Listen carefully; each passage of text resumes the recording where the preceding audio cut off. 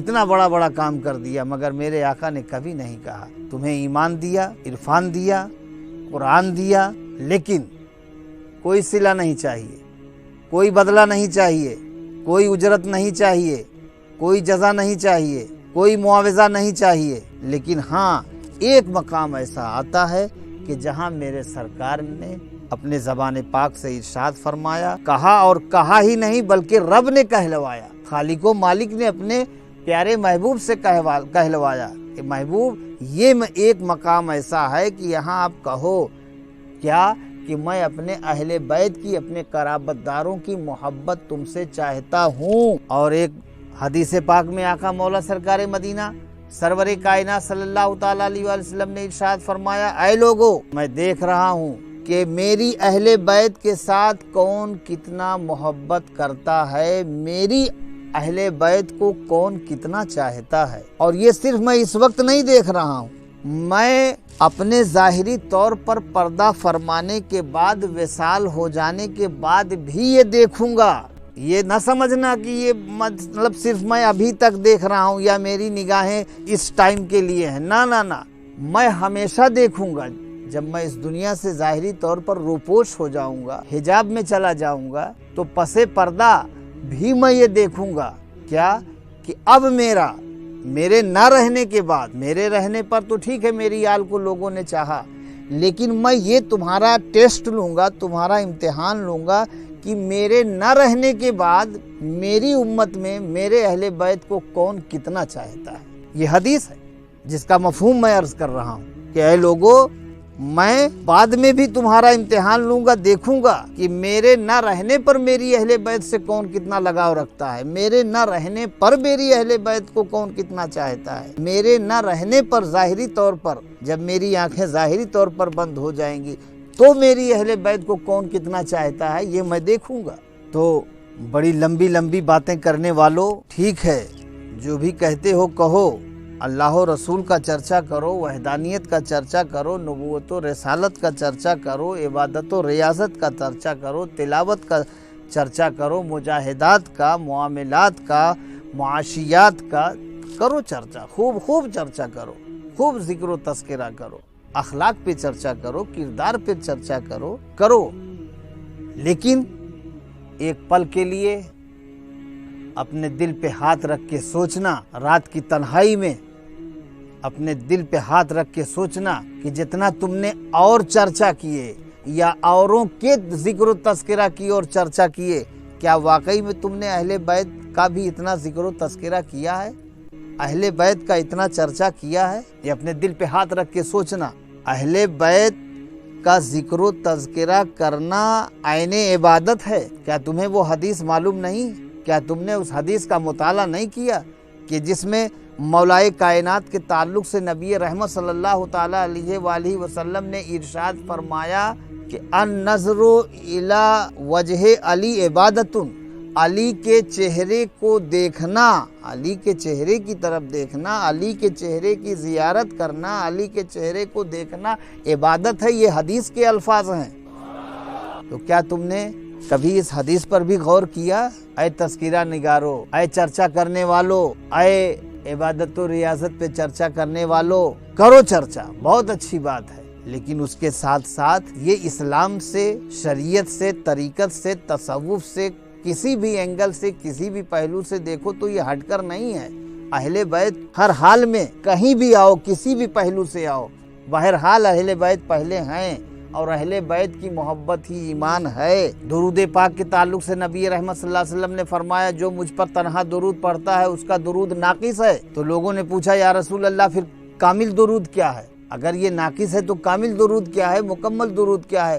تو میرے آقا فرماتے ہیں کامل درود وہ ہے جس میں میری آل کا ذکر کیا جائے، وہ درود جو میری آل پر، میری اہل بیت پر پڑھا جائے، اب وہ کامل درود ہے، وہ مکمل درود ہے، وہ ناقص درود نہیں ہے۔ تو جہاں صرف تنہا آقا کا ذکر ہو اس درود کو سرکار نے ناقص کہا، اور آقا کے ذکر کے ساتھ آقا کی آل کا ذکر ہو گیا۔ درود پاک میں آقا کے ساتھ اہل بیت پر جو ہے درود پڑھ لیا گیا تو اب وہ کامل درود ہو گیا۔ تو درود کے بغیر تو تمہاری نماز نہیں ہے، درود کے بغیر جو ہے عبادت ہی نہیں ہے۔ अगर दुरूद इब्राहिमी नहीं पढ़ोगे, बताओ नमाज कैसे पढ़ोगे तुम, कैसे तुम्हारी नमाजें होगी।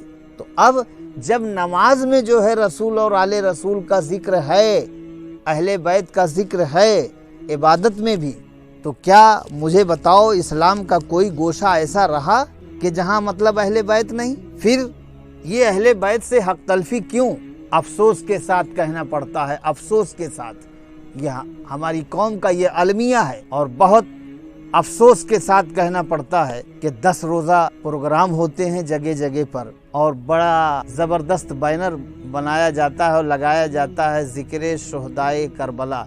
10 रोज़ा ज़िक्र शुहदाए करबला या 10 रोज़ा ज़िक्र अहले बैत मुस्तफ़ा, ज़िक्र इमाम हुसैन, ज़िक्र सैयदुश शुहदा, इस तरीके के उन्वान होते हैं, इस तरीके का वो बैनर पे लिखा होता है। लेकिन होता क्या है, 10 दिन इमाम के नाम की महफिल सजती है। ये बहुत कड़वा सच बोल रहा हूँ, सच भी है और बहुत कड़वा सच है।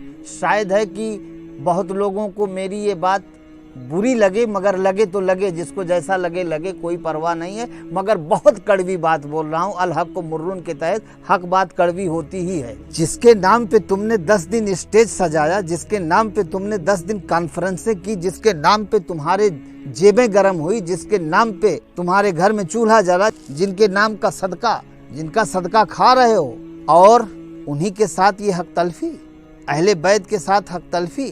10 दिन के प्रोग्राम में 7 दिन 8 दिन तमाम तरह के इधर उधर के बयानात कर दिए जाते हैं। वही जो आम तरीके से जो टॉपिक रहता है और 11 महीने में वही पुरानी बातें, वही नमाज रोज़ा हज व ज़कात, ये वो। अरे इसको कौन नहीं जानता है, बयान करो आप, ठीक है, अच्छी चीज़ है, हम इसके मुनकिर नहीं है, आप बयान कीजिए। लेकिन ये तो आप हमेशा बयान करते रहते हैं। तो कौन नहीं जानता नमाज पढ़ना फ़र्ज़ है, कौन नहीं जानता रोज़ा रखना फ़र्ज़ है, कौन नहीं जानता कि साहिब हैसियत होने पर ज़कात देना फ़र्ज़ है, कौन नहीं जानता साहिब इस्तिताअत होने पर जो है हज करना फ़र्ज़ है।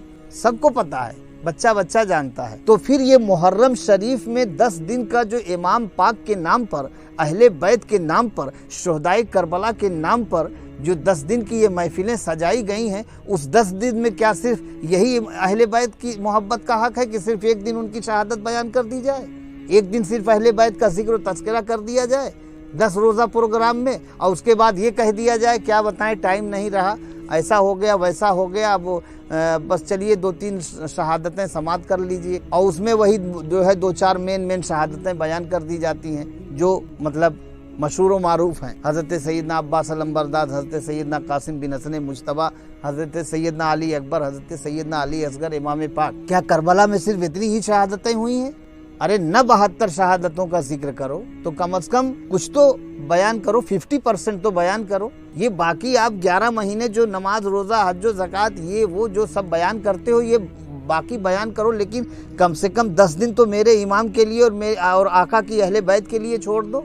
वैसे तो सारा सब कुछ उन्हीं का है, 10 दिन क्या, सारा महीना उन्हीं का है और सारा दिन उन्हीं का है, सब कुछ उन्हीं का है। ऐसा नहीं कि सिर्फ 10 दिन। और ये भी सुन ले एक बात कि इमाम पाक की याद, शुहदाए करबला की याद, अहले बैत मुस्तफ़ा की याद सिर्फ मुहर्रम में नहीं, सिर्फ 10 दिन नहीं, जिंदगी के हर मोड़ पर, हर लम्हा, पूरी जिंदगी अहले बैत की याद से आपको अपने दिल को तरोताज़ा रखना होगा, तब जाके मोहब्बत का हक अदा होगा। कुल्ला असालुकुम अलैहि अजरा इल्लल मवद्दता फिल कुर्बा। अहले बैत से दूरी नहीं होनी चाहिए, अहले बैत से जुड़ो, अपने दिल को अहले बैत से जोड़ो, और जब अपने कनेक्शन को, जब तुम्हारा रूहानी कनेक्शन हो जाएगा अहले बैत मुस्तफ़ा से, तो इसमें तुम्हारा ही फ़ायदा होगा, दुनिया और आखिरत में तुम्हारा ही फ़ायदा होगा, दर्जा तुम्हारा ही बुलंद होगा।